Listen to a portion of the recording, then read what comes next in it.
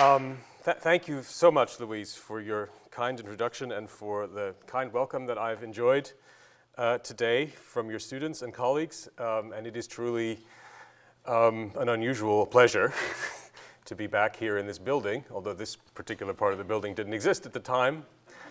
Just across the hallway where I had some of my first music history training from Professor Stein. Unknown to me at the time because I was a viola major and I was trying to act cool. I remember very clearly Louise ordering me into her office after my first midterm, on which I got a grade with a B in it and a minus after it. And she said, "You could do better than this." Yeah, I remember. Right. Yeah, and I think she was right. It took a while for the message to sink in and some wandering, but I hope that I haven't let her down too badly. We shouldn't make a viola joke. We could, but we won't. So I'm very pleased also, I'm very grateful that the original invitation to be here from the Confucius Institute came from Joseph Lamb, who heard me speak last year and has been helpful to me on the one or other detail in the meantime. And I am a newcomer to Chinese music, I should admit right away. And what I'm going to do today, I've been a bit naughty and changed the title of my talk a bit. All the bit about A.B. Marx is still going to be there, so if you came here for the Hegel and the A.B. Marx, be patient, we will get to that. But I decided it would be more interesting probably for a general musicological audience to speak on a wider frame, so a bit more synoptically about the reception of Chinese music in Germany. And so I've taken essentially parts of two chapters of my book and combined them into one presentation that also reflects my interest in German national identity. So there's going to be quite a lot of Germany here, or actually far more Germany than China, as you will see. So history writing requires imagination. The imagination to choose what stories to tell, and the imagination to frame them. By framing, I mean deciding on the reason you're telling a story. This evening I want to explore how Western, particularly German music historians around 1800 drew China into the field of their historical imaginations. Such historians used Chinese music, about which they'd recently acquired substantial amounts of information, if not direct experience, thanks to the writings of missionaries and diplomats. They used this information to frame themselves on the wider canvas of world music history. So my talk is structured around two historians of music, Johann Nicolaus Forkel, with the wig, and Adolf Bernhard Marx. And I'm going to ask two overall questions about them. The first is, how does their construction of Chinese music history reveal something about their self-positioning as Germans? Yeah? Germans for whom being musical was a key point of national self-identification at the time, and I would argue up to the present day. And second, I want to ask, how did their creation of knowledge about China shape or even inaugurate colonialist strategies of doing music history, strategies that are now at the center of renewed attention in musicology and in our sister field, ethnomusicology. So my talk will have a simple structure, I hope. I'm going to talk a bit at first about the idea of the German imaginary. Then I'm going to turn to Forkel's rather fantastical take on China. Then for you Hegel fans who have been waiting for weeks, there will be a section about A.B. Marx, Hegel, and Chinese music history. And finally, I'm going to conclude with some words about what it means to strategically forget something. So 18th and 19th century Western reflections on China are not really about China at all, for the most part. And this indeed, in many fields, is one of the main points in Edward Said's celebrated analysis of Western constructions of the East. This is certainly true of the two historians I'm going to discuss here, who, as I will show, used their writings about China to position themselves as Germans, whatever that may mean, against China, a gigantic empire at the other end of the world, with its own 4,000-year music history. Forkel and Marx's engagement with Chinese music and its history offers valuable insights into formulations of German national identities in music. The current scholarly consensus about German national identity in music emerged more than a decade ago in Pamela Potter and Celia Applegate's edited collection, Music and German National Identity. Many of you will know it. The idea of Germanness in music, or more precisely, the special musicality of the Germans, or so Applegate and Potter argued, emerged in a process that began in the early decades of the 18th century and reached its peak intensity in the middle of the 19th. Historians can find this idea in a network of texts that develop a common theme, namely that the German musical nation presages, comes before, predicts even, the actual one. German musicality, or musical Germanness, manifested itself musically in writings about music and in making music, in ways of thinking about music, in discourses about music that took as their theme the collision between horizontal and vertical musical structures, emotional inwardness and outward sophistication, culture and civilization, and irrationality and rationality. All of these, sort of the battle between these two, the dialectic, if you will, were tied supposedly to a specific sensibility found where there are Germans, a sensibility that in turn informed the establishment of a canon of musical works whose universal value transcends national labeling. This sleight of hand, this replacement of the national with the universal is not at all limited to music. Of course, particular German structures of doing philosophy, for instance, and natural science, designing universities, are also widely regarded to embody universal values. The universal German national music aesthetic was so solid by the middle of the 20th century that an entire celebrated novel, Thomas Mann's Dr. Faustus, could be built around it.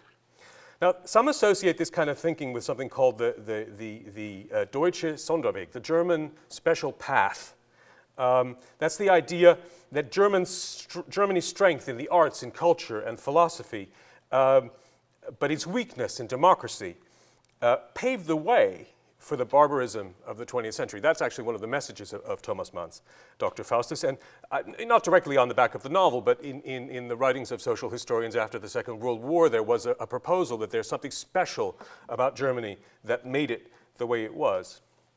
Now, this thesis, the Sonderweg thesis in modern German history, has been largely discredited, although it remains a powerful explanatory tool because it is difficult to shake loose the idea that there is something different and even alarming, well, not even definitely alarming, about the course of German history from 1789 to 1945.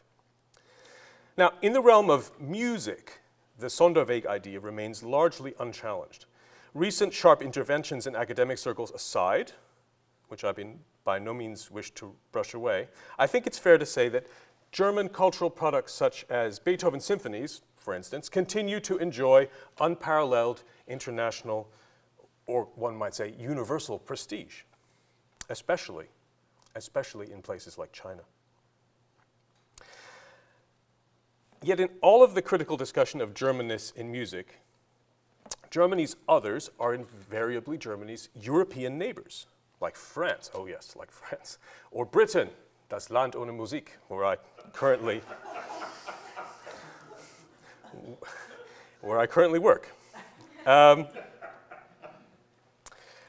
At a stretch, you might find the United States in this comparison.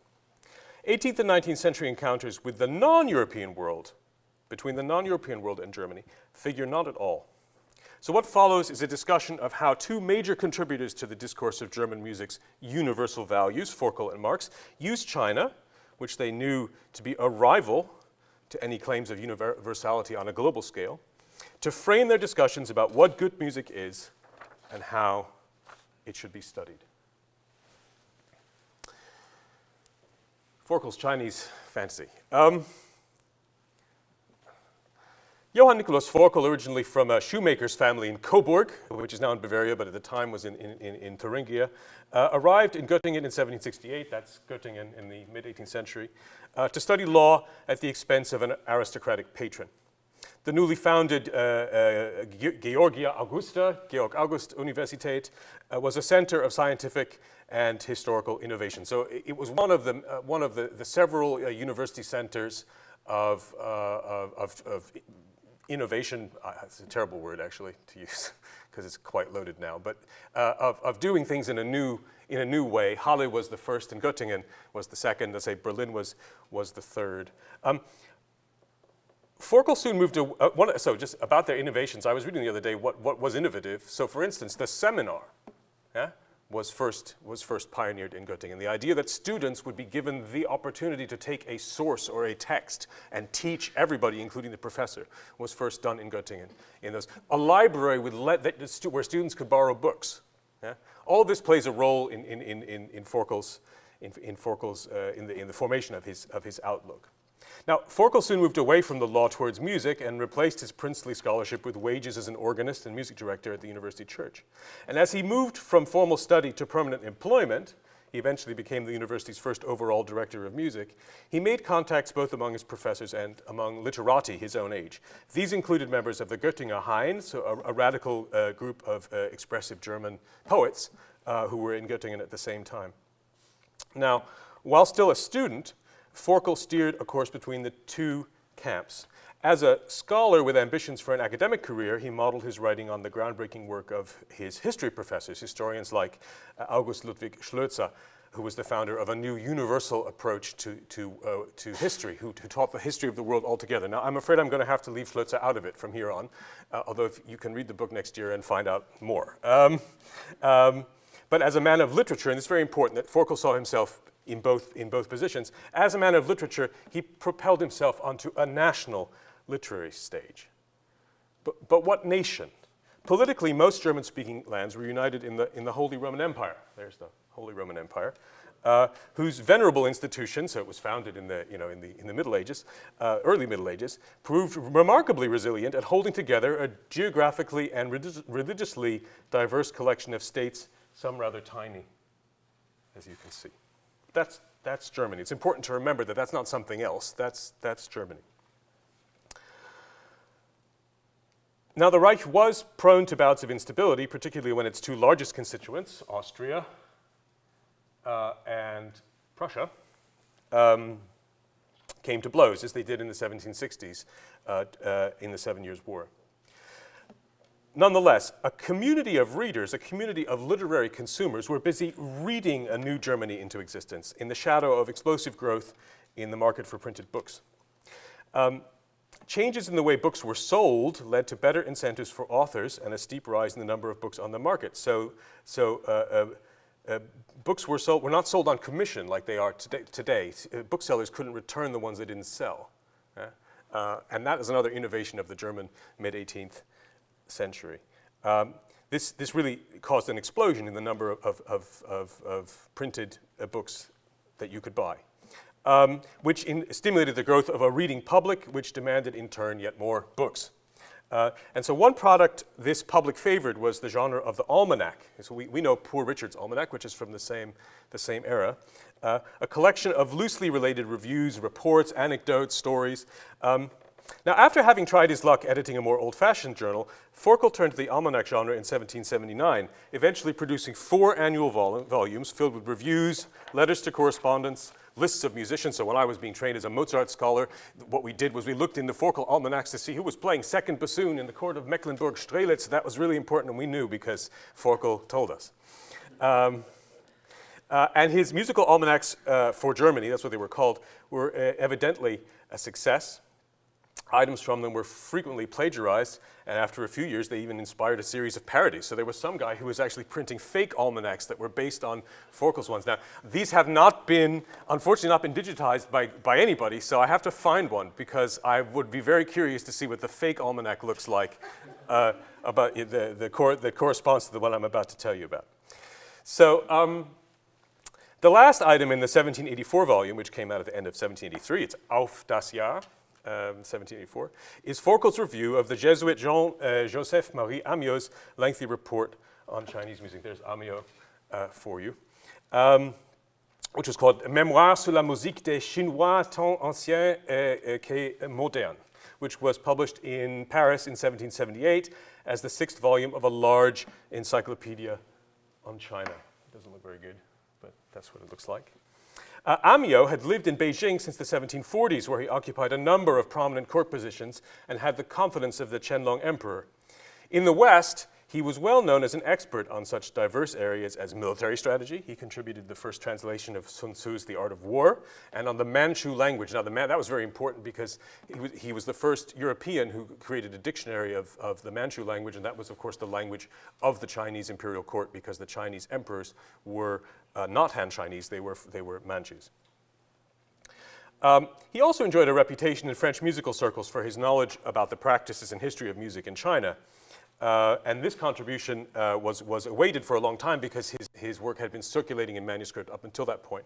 This contribution was actually edited by the music historian Pierre Roussier, as we shall see, for his own polemical purposes. The overall tone, here's Forkel's review. The overall tone of Forkel's review of the memoir is disappointment. How is it, he asks, and I quote, that a people in the first development of the arts promises such excellent perspectives and despite these attractive perspectives always remain at one point. The rest of the essay, which starts there and runs for 41 pages, swerves between Forkel's perplexity about Chinese music's evident power over its listeners to detailed accounts of Amiot's findings and obvious efforts to instrumentalize Chinese music history for his own purposes. It is a frustrating text. The reader is often not informed when Forkel moves between his own ideas and ideas that he's citing, which is tricky in a review.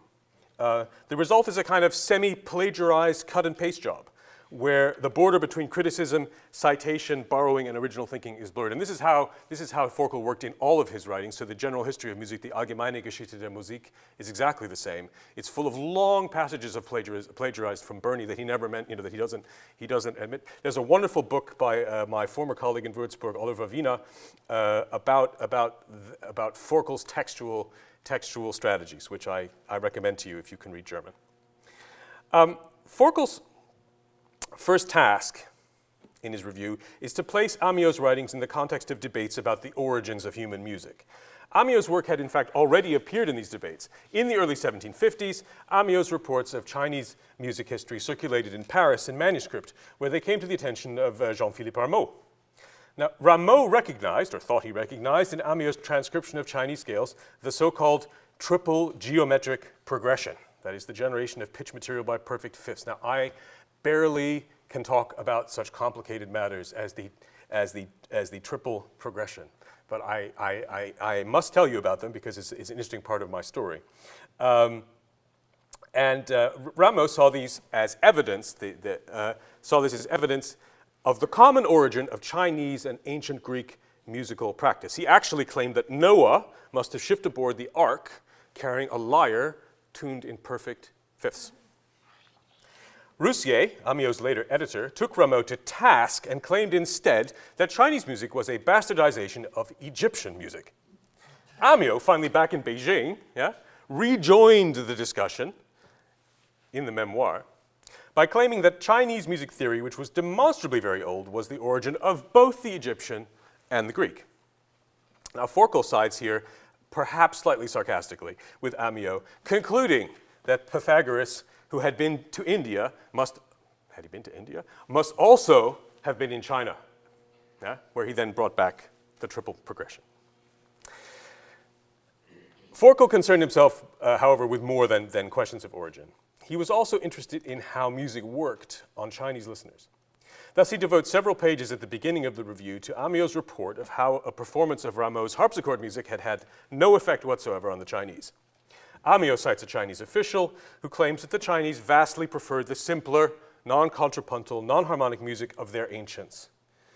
In the European 1770s, a story like this could have had only one context, and that is the Querelle des Buffons, in which Rousseau argued simultaneously for the lost authentic music of the ancients and the heartfelt vocal simplicity of mid-century Italian opera. I would be very proud of myself if that was an original insight, but Phil Bowman wrote about this in the 1980s, and no one really seems to have picked up on it. But the idea that discussions of Chinese music were always about the querelle and particularly the idea of an axis of simple music and complex music. Now, Forkel finds a way to discuss this that makes it possible for him to convey reports of the power of ancient Chinese music without having to subscribe to the rhetoric of decline. That's his challenge, the decline brought on by civilization. He writes, "One can see from this that all nations have one fable regarding the wonderful power of music, and that one does not need to believe the Chinese fable any more than the Greek one." Forkel then continues with an account based on Amyot of Chinese theories about the origins of music and the sounds of nature, a description of the Chinese theory of the division of the octave into the 12 lu, a listing of different classes of instruments, and a discussion of whether the Chinese knew counterpoint. He then turns to contemporary Chinese musical practice. Now here, Forkel departs from Amyot and introduces long quotations from Chinese authorities, one from the Emperor Kangxi himself, that would be the grandfather of the Qianlong emperor who was then reigning, the Emperor Kangxi himself, and the other an unnamed Mandarin. Now, I've searched for months for the source of these quotations without any success. Now, although I can't be sure, you can never be sure, you can't prove a negative, as I was taught in graduate school, my current working assumption is that Forkel simply made them up, even if they're loosely based on recent events. So Forkel introduces, I'm going to call him pseudo-Kangxi. I've always wanted to write that. I've never been a medievalist, but to be able to call someone pseudo something. So introduces pseudo-Kangxi, that's the real one, in order to return to the question of the Chinese rejection of Western music. He begins with the Kangxi emperor's attraction to Western music. Kangxi's extensive interactions in the early 18th century with Western musicians in Beijing have been described extensively in recent years, so I won't describe them further here. In Forkel's telling of the story, Kangxi was so enthusiastic about what he heard from the missionaries that he decided to order everyone in China to adopt European music and musical instruments. But he soon realized that in their hearts, Chinese musicians, quote, preferred their own ancient music. As Forkel puts it, stubbornness was preferred to truth, and prejudice hindered conviction. Unwilling to upset his subjects the way his Manchu ancestors had by forcing them to adopt the Manchu fashion of wearing one's hair in a queue, Kangxi gave up. That's Forkel's theory. To go ahead, Forkel writes, would have amounted to placing his subjects in the position of having to disobey him in a matter about the value of which had not yet been decided. Forkel then cites a decree of pseudo-Kangxi, reorganizing the Chinese musical life by ordering the improvement of the instruments that were already there. Now, parts of these are taken actually from Amyot's discussion of musical reforms that had happened many, many years previously. Now, I am aware that the real Kangxi did take a great interest in music and that he did attempt fundamental reforms. Forkel is somehow vaguely aware of these, but I cannot for the life of me figure out how he would have had direct information about them except through Amyot, and they do not appear in Amyot. So Forkel's speculation about the capacity for a people to change their musical lives on orders from above would have struck a chord with his readers. In 1780, on the death of his mother Maria Theresia, the Holy Roman Emperor and Austrian Archduke Joseph II acquired political control over the Habsburg lands, most of which were sort of in Austria. He immediately unleashed a significant series of reforms in the geographical areas over which he had control, including the abolition of serfdom, dissolution of the monasteries, and the introduction of universal education, and significant changes to the structure of his government. So there's Joseph II at the keyboard with his sisters.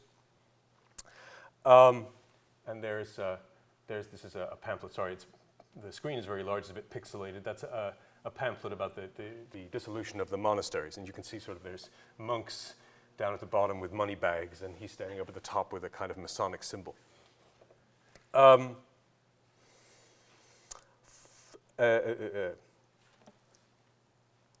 His reforms also included, as some of you will know, profound interventions in matters of musical practice, most notably the removal of most instrumental music from the Catholic liturgy and the establishment of a national theater in Vienna meant to foster German language music drama. So that's like Mozart's biography is very much affected by both of those reforms. None of Forkel's readers would have missed the parallel between pseudo-Kangxi and Joseph, especially because Joseph and his older contemporary and rival, Frederick the Great of Prussia, had occasionally allowed themselves to be styled as European equivalents of the Chinese emperors. whom European Sinophiles often held up as paragons of wise and enlightened rule. Forkel's appropriation of Kangxi reflects the musical concerns then of a greater Germany. So this is a famous, after-the-fact picture from the 19th century of Frederick the Great playing the flute in Sanssouci. You can't really see the chinoiserie so well in the background, but there's plenty of it. And I think there's an interesting, it's interesting to think about the parallels between Kangxi, Joseph, and Frederick in a kind of a global way. And Frederick was a massive enthusiast of China, and he built this tea house, this very famous tea house in the park. The golden figures all around it are all musicians, and they play invented medieval instruments. It's a paper all for itself. Now Forkel continues his discussion with two general observations. Chinese music is always slow, and the Chinese, even though they're equipped by their music theory to divide the octave into semitones, did not use semitones in their musical practice. Forkel ascribes this to what he imagines to be a slow, ascribes what he imagines to be a slow and harmonically monotonous music to the Chinese love of simplicity, of Einfalt. Forkel gestures here again to contemporary aesthetic debates, as becomes clear in the paragraphs that follow. To make his point, he cites over 3 pages an unnamed Chinese expert on music. And as with Pseudo Kangxi's decree, this quotation is nowhere to be found in Amiot and seems to be an invention. Forkel's imaginary Mandarin defends Chinese music against the charge of monotony. He claims that European music is too fast. If the intention is to prove that European musicians have greater skill in moving their fingers quickly, he argues, then he will gladly admit European superiority. If the intention, however, is to demonstrate that all listeners must take pleasure from such skill, then the Mandarin must disagree. Chinese listeners find European pieces too long and too quick.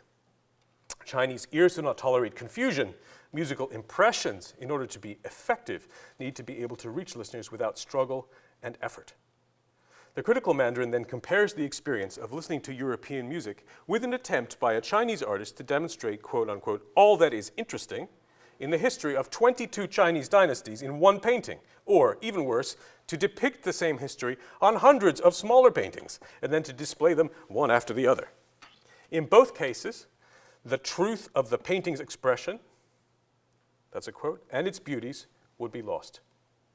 So after letting this imaginary witness speak at some length, Forkel dismisses him. He says, "The Chinese are victims of the prejudices of an upbringing that teaches them that everything that is truly good can be found with them, and that the music invented by their forefathers is the most perfect in the world.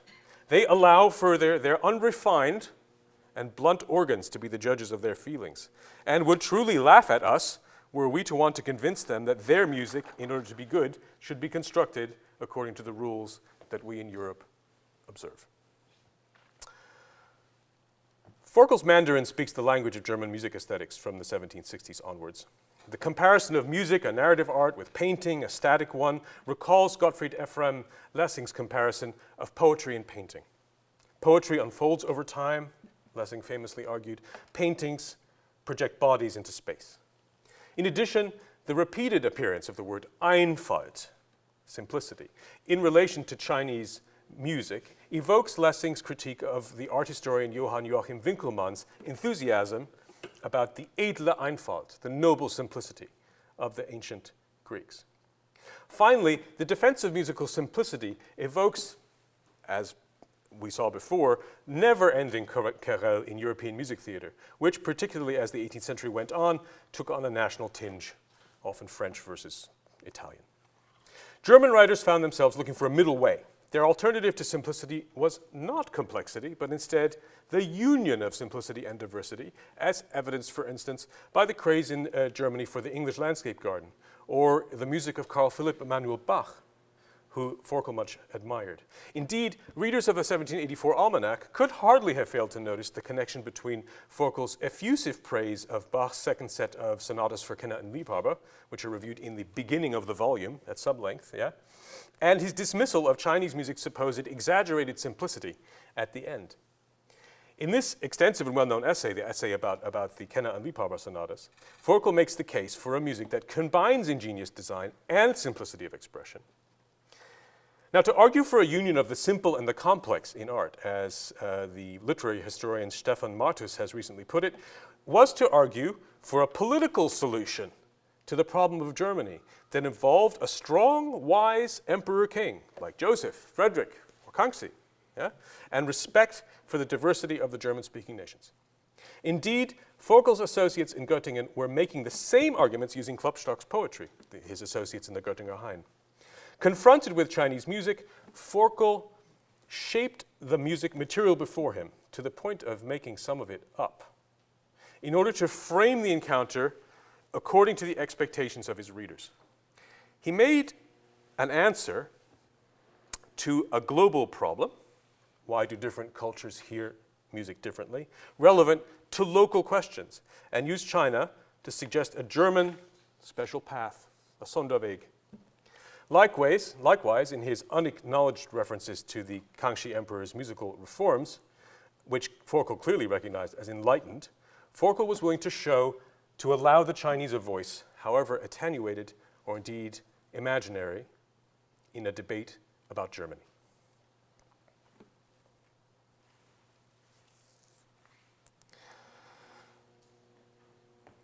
Much has been written about Adolf Bernhard Marx, who's probably remembered today most for his work as an analyst of musical form. Like Forkel, originally a law student, Marx, a convert from Judaism, arrived in Berlin in 1824 and soon left the law for life as a music journalist. In 1825, he founded the Berliner Allgemeine Musikalische Zeitung, which was modeled on Friedrich Rochlitz's Allgemeine Musikalische Zeitung in Leipzig. Rochlitz's journal, founded in 1797, did much to establish the critical reputations of Mozart, Haydn, and Beethoven, although Rochlitz was not always enthusiastic about them. But in the pages of his journal, overall, one can see the beginnings of a critical reputation. In fact, E.T.A. Hoffmann's very famous essay on Beethoven's Fifth Symphony appeared in the pages of the Leipziger Allgemeine Musikalische Zeitung. And what Rochlitz did was he placed these composers in the context of philosophical idealism. So there's a long essay about the history of German music by an unknown fellow named Triest, which makes quite Kantian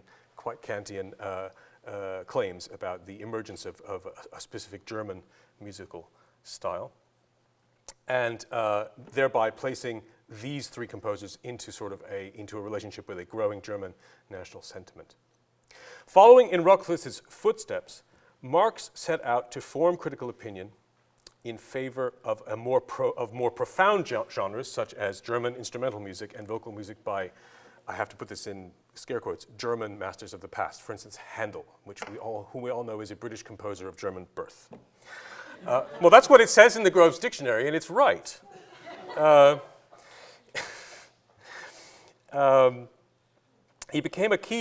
became a key protagonist of Beethoven reception during the composer's lifetime, I think prompting Beethoven once to remark that he hoped he could live up to all the hype.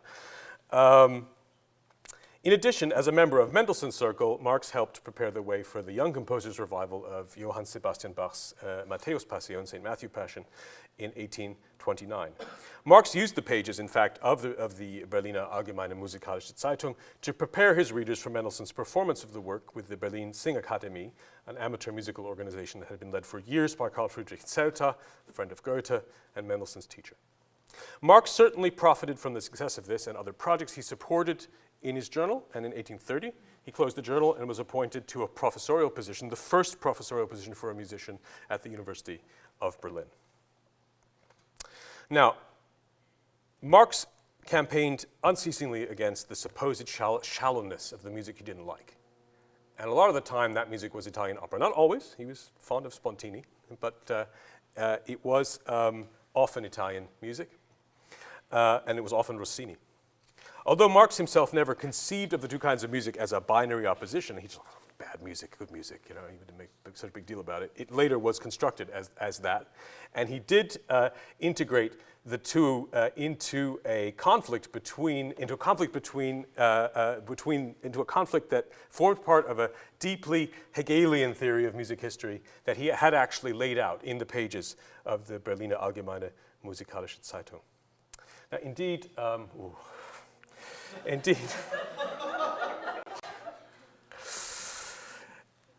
So now, if you came for that, there you go, here he is.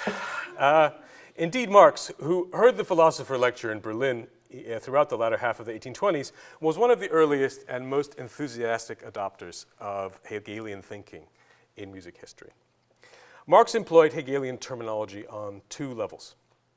First, he positioned his own critical project as a dialectical answer to Rochwitz's Kantian Allgemeine Musikalische Zeitung. In Hegelian terms, he saw his own work as evidence of a new phase of the musical spirit's continuing journey towards better understanding of itself. Now, that's a key way of talking about Hegel. It's the first time I've said it. It's not the last time I'm going to say it in the next 10 minutes. If you want to read your way into Hegel's theory of history, you have to get used to a kind of inanimate agency or animate agency on the part of something called the spirit. Yeah? That is the driver of the whole thing. The second thing he did was he used the pages of the Berliner Musikalische Zeitung Allgemeine Musikalische Zeitung to propose a theory of music broadly analogous to Hegel's outline of world history. So Hegel sort of had a lot of things in Hegel have three parts. So it was like a three-part model of world history. In the beginning there is one ruler, and then there are several rulers, and then there are the people who rule. So those are three phases. In the fourth volume of the Berliner Allgemeine Musikalische Zeitung, Marx outlined a history of music, which he at first limited to the West, in three periods, which he names as church, feudalism, and people, Volk. These he links overtly to general and political context. And just as an aside, can I say the whole thing in the new musicology about the abstraction of music from society, Marx didn't think that. I mean, A.B. Marx, obviously, Karl, whatever. A.B. Marx didn't think that. He was a true Hegelian, believes that society and its art forms are deeply, deeply entwined. In the first of his periods, the church period, consciousness of music was limited to the theories, techniques, and genres required to serve religion. Composers did not require what he called a higher erudition or a justification of their work before the free world spirit. In the next phase, musicians became aware of the sensual qualities of what they were doing, with the result that music served an increasingly refined needs of aristocratic patrons. So he writes, in the place of the beautiful and true, which would have been the case in the earlier phase, the unusual came to the fore. Finally, as humanity achieved more political freedom, a third age emerged in which the musical artist turns inwards in his creations, yeah, to a deeper spirit, and outwards to a wider public of free citizens who gather together in new institutions that make and experience music collectively. Now, let's guess where that would have been. The current bearer of that new spirit was, of course, Prussia. I'll just step out of my text here for a moment to say that obviously the Holy Roman Empire, which had played a role in what I spoke about, Forkel, ceased to exist in 1806, somewhat stubbornly. It took a while for it to kind of finally peter out. And in the era that Marx was working, the Prussian state was trying to establish itself as a sort of a leader. It took generations, but trying to establish itself as a leader of Germany. Now, and Celia Applegate has written extensively about A.B. Marx and how his Berlin journalism, as she says, falls within the nation-making project of German cultural exploration. And it's also kind of funny that he praises Friedrich Wilhelm III as an enlightened ruler interested in democracy, because he just sort of like stepped on everybody. But that might have been for the censor. Now, I've lingered over Marx's political, cultural, and philosophical contexts for so long because they shape his approach to Chinese music very profoundly. So now I'll turn to his article on China in Gustav Schilling's Enzyklopädie der gesamten musikalischen Wissenschaften oder Universallexikon der Tonkunst, which appeared in stages between 1835 and 1838.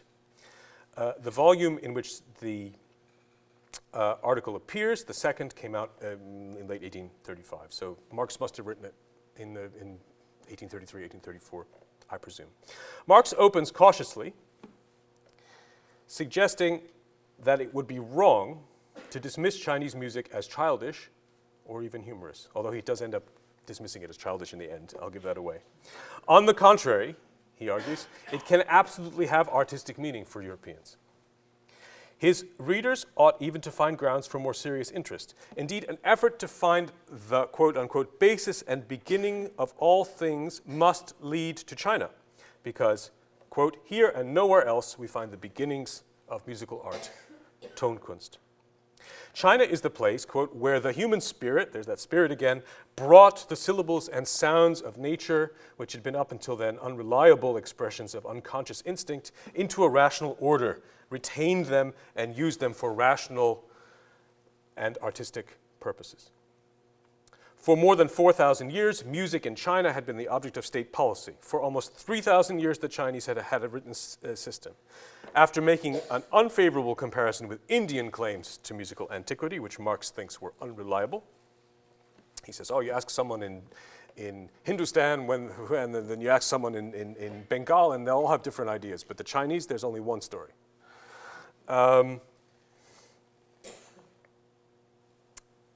He reports that the contemporary Chinese prefer the music of their past to that of their present. So he's actually also depending on Amiot quite clearly in his writings here. They are even in a position to prove this with reference to an enormous literature of writing about music. It is particularly striking how much more the Chinese know about their ancient music than the Europeans know about the Greeks, Marx points out.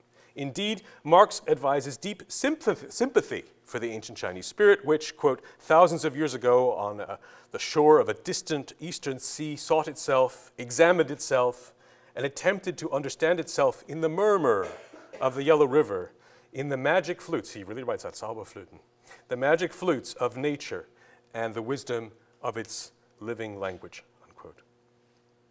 In this, nothing separates the Chinese from Germans, who do the same, quote, in our groves, in the organ sounds of our cathedrals, and the soulful words of our language, unquote. But these beginnings, quote, have not led anywhere. The Chinese person has remained stationary where he stood millennia ago.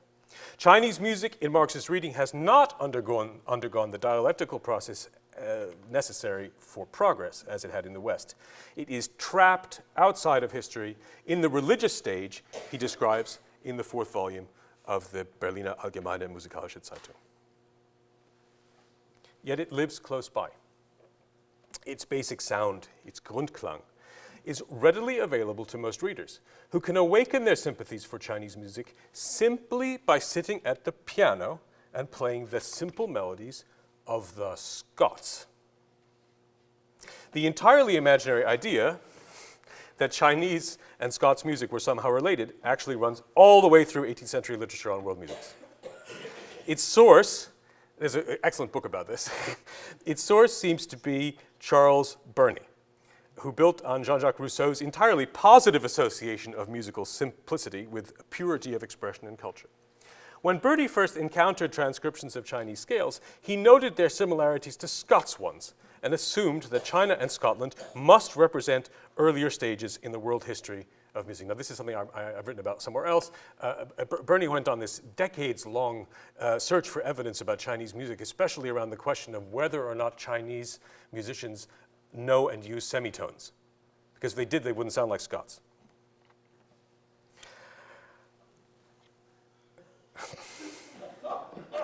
Amiot, of course, well, I mean, you know, but I'm sorry, it's very easy. So I shouldn't do this. Has anybody read the recent essay by Nick Matthew about quirk historicism? Yeah?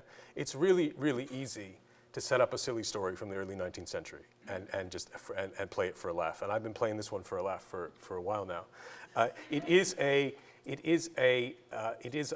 thought of enormous explanatory power.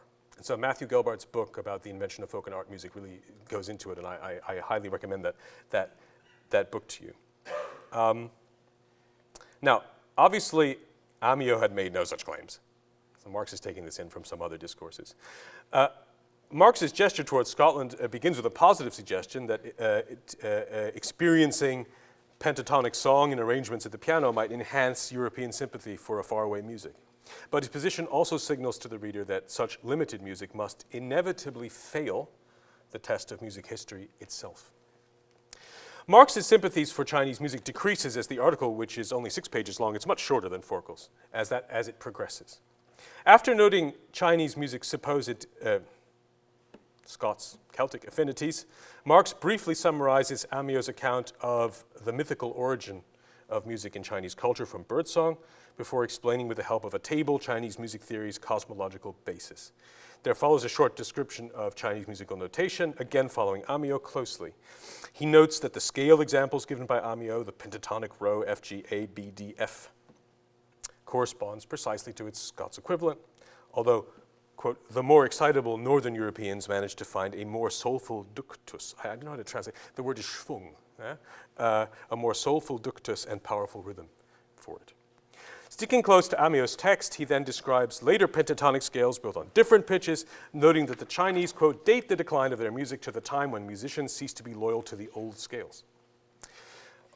He concludes his discussion with a summary of the types of Chinese musical instruments, noting the deep thought that must have gone into the creation of a system with so many opportunities to experiment with tone color. And just at this point, Marx cuts the discussion off. It's not important, he writes, quote, to consider details of the Chinese orchestra further, since in the main, the key contribution of the Chinese in the area of musical art is the invention and safekeeping of a musical system. Their instruments sound together, or one after the other, in part only to provide the fullness of sound that the Chinese, like all the peoples of the colorful Orient, require, in part on mystical religious grounds or on simply ceremonial ones, unquote. He concludes that, quote, further information about present musical practices in China is of interest not to music history, but at most to the study of folklore. After a few suggestions for further reading, Marx brings the entry to a close. Marx's assignment of the study of Chinese music to folklorists fits his Hegelian framework. Marx's Hegelianism works on both historical and analytical levels. The same spirit that reveals itself in the progress of music history also appears in the dynamism of a Beethoven sonata. This is Marx's take on Hegel's famous cunning of reason. Reason in history chooses its vehicles and its musical themes to reach its ends. So the cunning of history is a sort of a typical Hegelian thing. So who is Julius Caesar? Brutus is the instrument of the world historical spirit when he sticks the knife on the 15th of March into Julius Caesar, as is the first bar of Beethoven's Fifth. It's reason coming to itself in the world spirit. China plays a central role in Marx's theory of global music history because it was first in China, quote, that the sounds of nature were brought into a rational order. We remember he said that, retained, used for rational artistic purposes. And yet these same naturalistic qualities mean that for Marx, the Chinese had not been free to develop an absolute understanding of music because their musical materials were not sufficient for reason to choose Chinese music as a vehicle for further progress. In other words, their musical culture was unable to allow them as human subjects to express their inner nature individually, free from the external dictates that rule the childlike religious phase of music history. They remained closed off from the cunning of reason and were thus of no interest to historians. In comparison, comes as no surprise, 1820s Berlin, the political capital of a new Prussia and the musical capital, in Marx's opinion, of Europe, was ideally prepared to take on the role of being music history's center stage, of being the place where the musical spirit revealed itself. The Prussian state, like ancient China, could foster a new music which would flourish there, in contradistinction to modern China, on the basis of a dynamic history and the self-improving drives of hundreds, if not thousands, of citizens, Marx's readers, who came together to sing the St. Matthew Passion with Mendelssohn.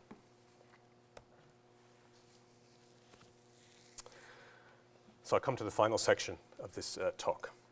The German special path in music and musical scholarship, its Sonderweg, was paved with colonial bricks. Even if Prussia at the time had no overseas colonies, there can be no other word but colonialism for the division of the world into those with agency and those without. On a metaphorical level, Marx's writings set the tone for discourses of musical value in which German music was preferred to all other kinds.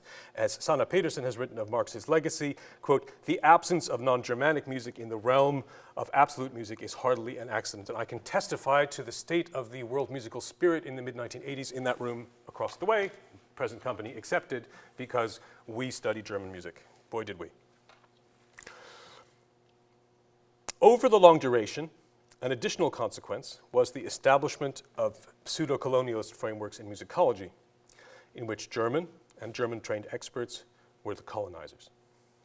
For the colonized, success in this framework depends on the assumption of the perspective of the colonizers. In that sense, if I may stretch a term from post-colonial theory, many of us are subalterns in the colonies of German musical scholarship, although on the other hand, rather a few Germans I know distrust the hegemonist attitudes of Anglophone musicology, but that's another story. The colonizers for many years determined what did and didn't count as acceptable musical scholarship. In China, as far as I can see, the consequences have been equally profound. It took almost a century for German attitudes such as those I have described here to be put to productive use. As an important, very important recent article in Music and Letters by your PhD graduate, Joyce Chung, has shown, young intellectuals of the early 20th century, particularly in the May 4th movement after the First World War, such as the composer Huang Zi, validated the great works of the dramatic tradition, such as Mozart's Jupiter Symphony, by comparing them to elevated cultural products of Chinese antiquity. I really recommend that article to you to read. This approach, however, did not gain significant traction. Engagement with Western music in China has been shaped instead by the consequences of A.B. Marx's dismissal of Chinese music history as so much folklore. Anecdotally, I can say that when it comes to Western music in higher education in China, and in much of East Asia, the Hegelian A.B. Marxian paradigm, with a fair dose of Karl Marx thrown in for good measure in some quarters, is alive and well. And if you wonder about this, I suggest you have a look at the film From Mao to Mozart with Isaac Stern, and you examine the scene. I would have brought it, but it was a bit complicated. I didn't want to put a film in the PowerPoint. And examine the scene when Isaac Stern is talking to the Chinese conductor Li Dulun through an interpreter. And Li Dulun speaks in the most Hegelian terms about Mozart being a product of the dialectic of the feudalist and bourgeois societies. And Isaac Stern in equally Hegelian manners says, "Oh, Mozart was a great genius who spoke the truth of the world spirit." It's very surprising. It's a very surprising passage. Decolonizing the study of Western music in East Asia would mean trying to understand how this came about. And what about elsewhere? Some difficult critical reflection may be in order.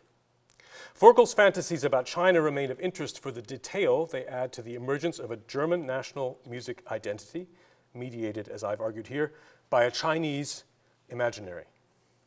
But Forkel's cosmopolitan framework, an intervention in the Holy Roman Empire's musical politics, has little resonance today. Sort of over there on the shelf, we can look at it on the mantelpiece.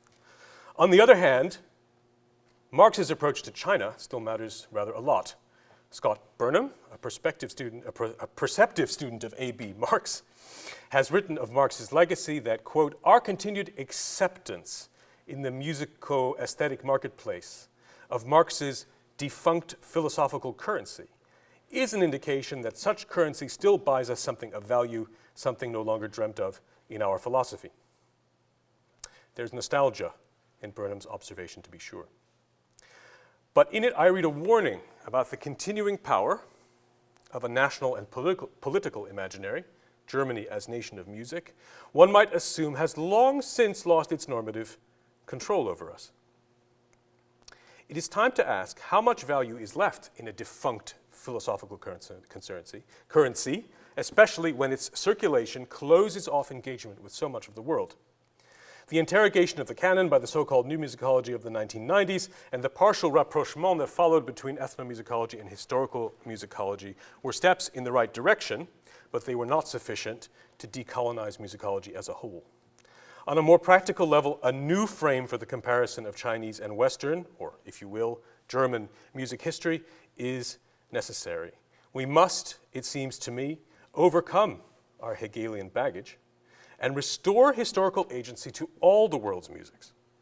The task at hand was put forcefully by your colleague here in English, David Porter, in reference to literature, and I'm going to close this talk with his words. He wrote, "Writing China out of history was an act of instrumental amnesia, a deliberate occlusion of rival claimants to exemplarity and of the memory of a more truly cosmopolitan early modern past. A crucial task facing comparatists today is to historicize this act of forgetting, and in the process, to reconstruct the conditions of commensurability we need to resituate Europe, past and present, within an always already global frame." Thank you.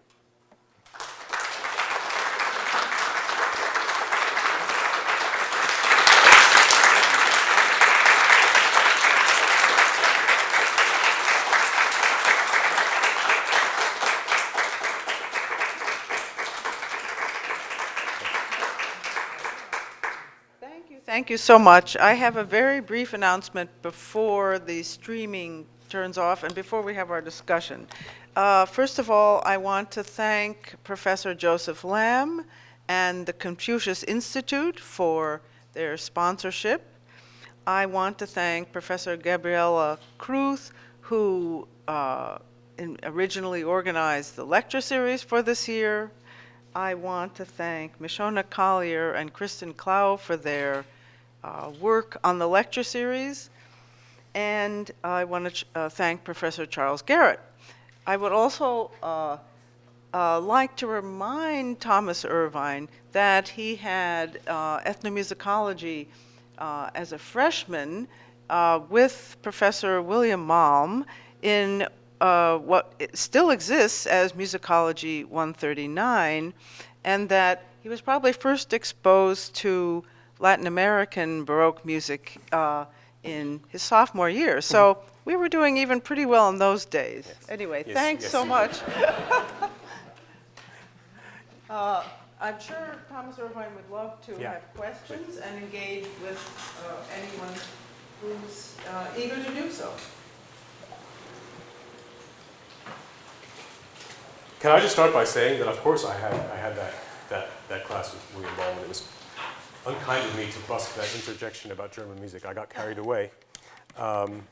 However, and I must say that was at the time very unusual. I don't think anyone in my generation had that, except for here, and it was very formative. Although, as a simple viola player, I didn't really know what to do with the information. But we had to chant a mantra or a catechism that he had written. I'm sorry, I can't remember it. It would be lovely if someone knew the whole thing. But music is not a universal language. So that's how it began. And I don't remember the rest of it, but it was very. At the time, I was really not. It was a whole constellation of equally self. Well, there you have it. So I understand that he's still with us, and if anybody sees him, maybe tell him something stuck. Thank you. Yeah. Questions? Mark Clay. Thanks for a great talk. Really, really well argued and beautifully delivered. Do you see cause for optimism or not in terms of, I don't know whether it's the internet and sort of the ability of people to break out of this colonial frame and sort of give, what you said was the, sort of the agency to all of the world's music as opposed to, or do you see a kind of persistence of the sort of German hegemony that's really sort of not letting us break out of that? I mean, certainly it's true in American studies. We don't talk about German music, but we talk about American music. I mean, all the national qualifiers are still sort of part of our textbook kind of description of the world of music, right? So German music doesn't need to be qualified as just music. Yeah. Everybody else needs to have English music, Canadian music, whatever it is, Latin music, all has to have its qualifier. So in some ways it's quite persistent, but it does seem like there's just a lot more information out there, and there's no longer that single conduit of authority. So I think your question partially supplies an answer. In a dark sort of Germanic manner, if I'll start in the negative side of the dialectic, the persistence of these ways of thinking are very profound. I've noticed it especially in my department. We teach quite a few students from mainland China who have a very positive opinion of the great works of the Western canon and an ambivalent opinion about their own music history. And actually, to be honest, not terribly much information about their own music history because as far as I can see, they are taught according to a dispensation whereby Chinese music belongs to ethnomusicology in the Chinese system, which was very much is very much a reflection of Soviet. Sorry, I have lots of labels here. It's a Cold War thing. Yeah, Soviet models of. So I think there's a complicated set of. I mean, from the academic point of view, there's a complicated set of theoretical operations that need to take place. I mean, we need to decolonialize, which means we need to realize our positions in the empire of German music and think about it. We need to de-imperialize, in the sense that we need to recognize our own agency as perpetuators of the empire of German music. By the way, you know, I lived in Germany for 12 years and I love German music. I'm not telling anyone that it's a bad thing to listen to German music. I speak fluent German. My children are German citizens. I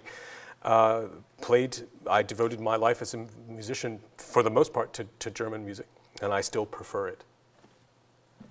That said, as a scholar, as a scholar, I think the state of affairs really cannot stand, and I think we reached a kind of. So we need to de-imperialize. That means we need to see our own position, and we need to.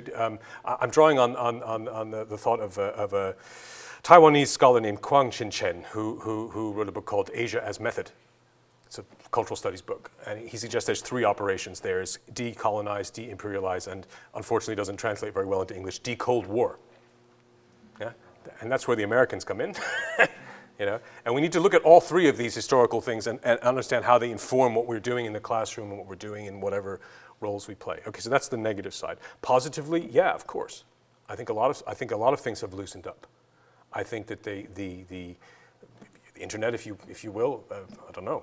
This thing just was on the internet. Let's see what happens. But I mean, I think there's an awful lot going on in East Asia, in East Asian institutions, in China too, mainly focused on newer music and not so much on older, as far as I can tell. I don't speak Chinese and I'm not a sinologist, so I have a very limited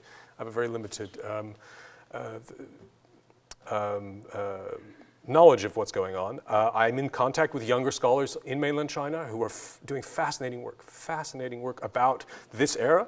In fact, without some of their work, I wouldn't be. There's a British PhD thesis by a young man named Jia Shubing, who wrote from the Chinese perspective about the Jesuit encounter, and it's full of fascinating things. So all this stuff that I was talking about, the made-up emperor, the real emperor really did try to change things. Forkel somehow sensed that. That's really interesting. I think it's a way forward. Comparative imperial studies. You know, historians would do that without any trouble. They would say, let's talk about empire. What is it about Joseph II and Qianlong that seems to be similar?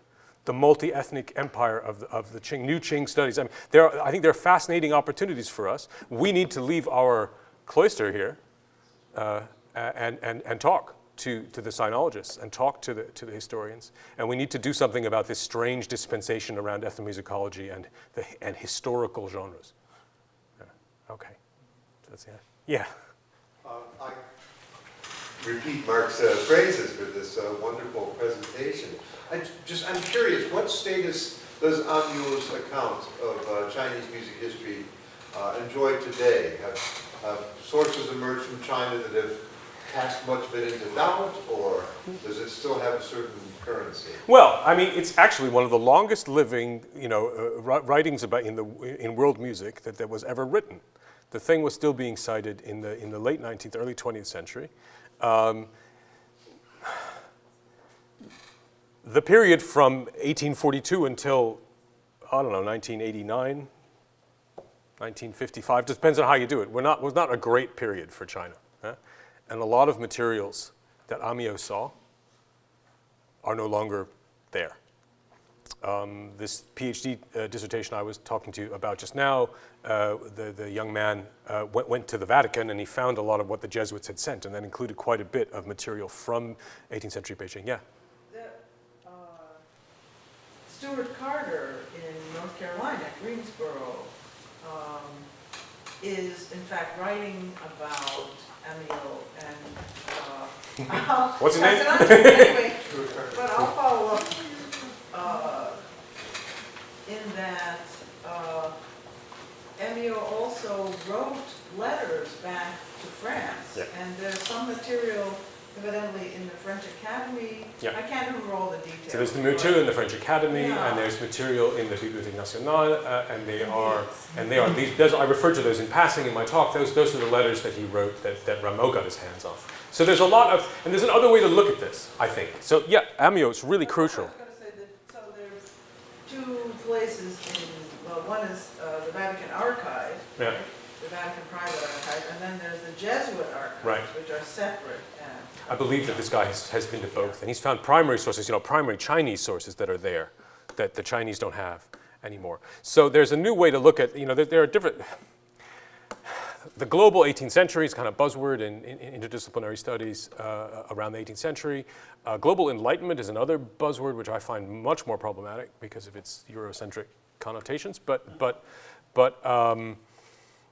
there is a sense you can look at the Enlightenment writ large as a kind of exchange or conversation between these centers of knowledge creation about music in Beijing and Rome and Paris and London and Göttingen.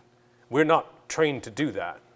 We need help, and we need to work together to see that there is some sort of circulation, that there are some sort of, I think that I've made the argument here that Forkel, even though he's clearly having a go, he's making things up, but he's trying to use what he knows about Kangxi to productively intervene in something that's real for him.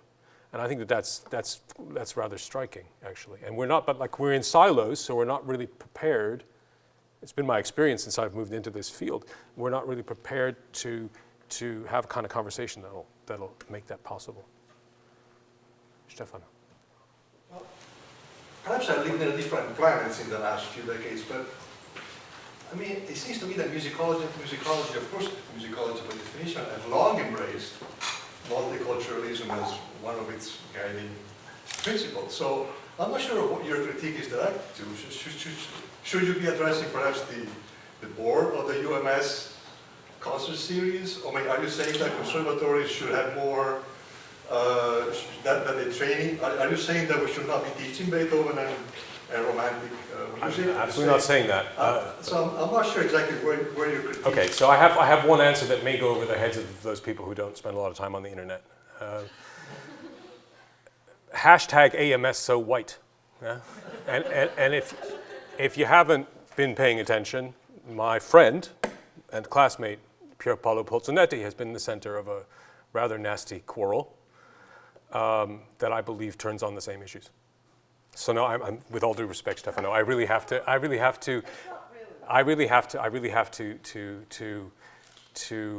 that I. Don't you think Professor Mengozzi brings up a good point that whatever else is happening in academic departments and in the EMS or the IMS, there are other organizations, sort of private-public partnerships that may, such as the University Musical Society or other big production companies, let's say, that may have not heard the message, or they're, I don't know. I mean, it's a question that he's asking. It's to be welcomed. Surely that's Yeah. to be welcomed. I think that we have to. I would say that the only fact that the Polzonetti debate has happened in some ways proves, I don't know that it actually, I don't know what that actually says. It seems to me that it proves the fact that at least some of the concerns that you're addressing actually are being heard. Well, gosh, yeah. I would say they are, but this hasn't been a very pleasant experience for anyone, has it? There's something obviously easy for us to say, oh, well, that's how interesting. There are people in the discipline, younger people particularly, who really feel at the edge of their ability to comment because they don't feel safe. Now, we move very far away from the matters that I'm discussing, but I think that I definitely think that debate emerged in a Hegelian manner when I was writing this, and it radicalized me when I was. I apologize for that if I come across as polemical. But we need to take care of our own garden first, okay? So yeah, I would love for the UMS to have a different repertoire politics, and indeed, many things. How can I begin to list all the good things that have happened? Many good things have happened, you know. We have a completely different attitude towards teaching Italian opera than we used to have. We have a completely different attitude towards teaching Ibero-Spanish music than we used to have. We have, at least where I teach, we have a completely open curriculum in respect to pop music. Yeah, so we don't need to think about having a degree in pop music because we just have a degree in music. Now that sounds universalist, but actually our degree is structured in such a way that students can follow the music that they're interested in. If they want to write their third year, their finalist dissertation about hip hop, then they can, and no one will say no to that. But that's just the beginning. And I think in regards to Asian music, and this perhaps is particularly an issue in Britain where we really have so many students from mainland China, who come with these sort of attitudes that they've learned about Western music themselves, which I really would I must describe them as subaltern. And it's very, I would never want to take a young person's enthusiasm away from Beethoven's Ninth Symphony. I mean, God, the world needs all the enthusiasm it can get. Yeah? On the other hand, if they tell you China has had no great genius composers, then you got to wonder what's going on. And I've heard that at my seminar table, and I really think that's a problem.